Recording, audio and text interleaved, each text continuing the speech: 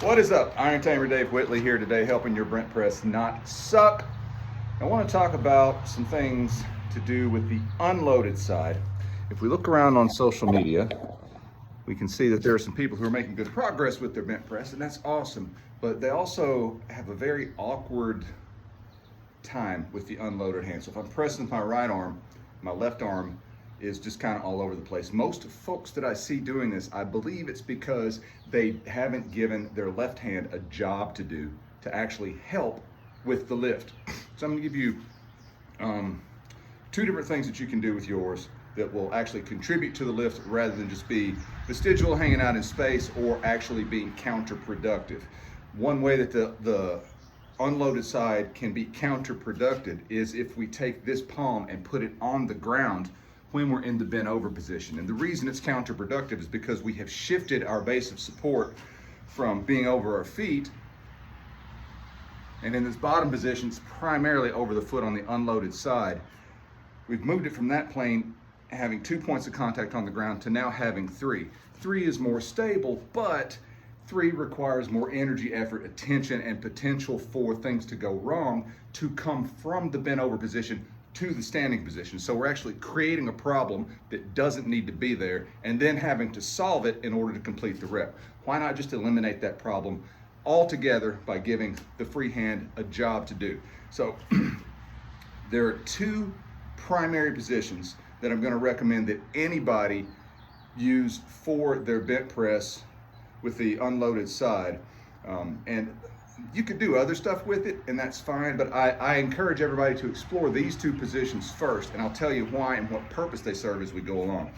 The first one is going to be, as I'm going into my bottom position, to make sure this elbow doesn't get stuck on this knee, right? Because if I get here, now I have to press the weight out because I can no longer move my torso down. So moving that out of the way and allowing my torso to drop further gives me that range of motion, so I'm not getting in my own way.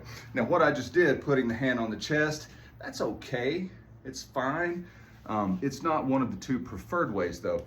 The first one that I'm gonna have you do is when you get here, I'm gonna say take your, in my case, left hand and reach across toward the right knee and allow the elbow, the left elbow, to slide to the inside of the left knee as you do it. And then you can even give a little bit of a push to go further into the rotation, and that's going to help us out with maximizing T-spine rotation if we're using the bent press as a way to make that happen, to facilitate that rotation.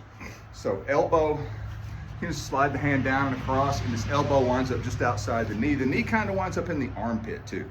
So that's the first one, and I recommend that most folks start with that one. The second one has a completely different use, and I figured it out from looking at photographs of Arthur Saxon in his bottom position. And what he's doing as he goes over, the edge of the wrist stays very near the knee on the unloaded side, and the elbow, it's like it's attached there. And then the elbow bends and goes back behind the thigh as we approach that bottom position. And we wind up here doing something like this. And I'm gonna keep this arm in the same position that it's in and stand up and show you how it winds up being.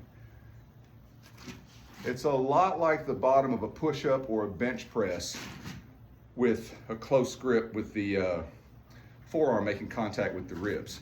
And so I wind up right down there in that position. What this allows me to do is, as I initiate standing up, I can push first with my forearm and then with my hand against this base leg. And then it's not a diagonal overhead deadlift, windmill type motion to come back out of it. I'm getting more of my mass underneath it, building a bigger base of support, and then dynamically allowing this unloaded arm to become loaded and assist in the stand-up part.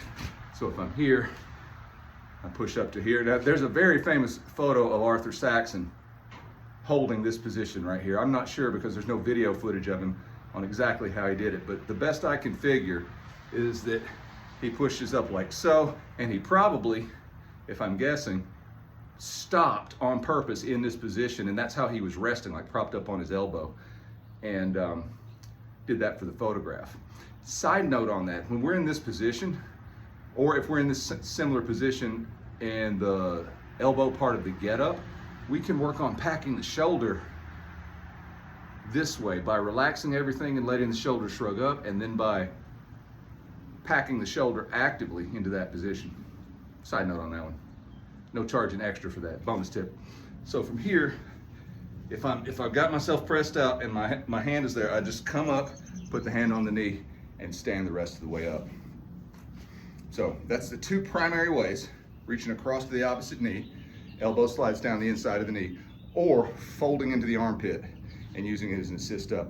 The two purposes in each of them is the slide across assists with greater range of motion, to be able to lower the torso further down to straighten out the loaded arm, and it helps with being able to access T-spine rotation.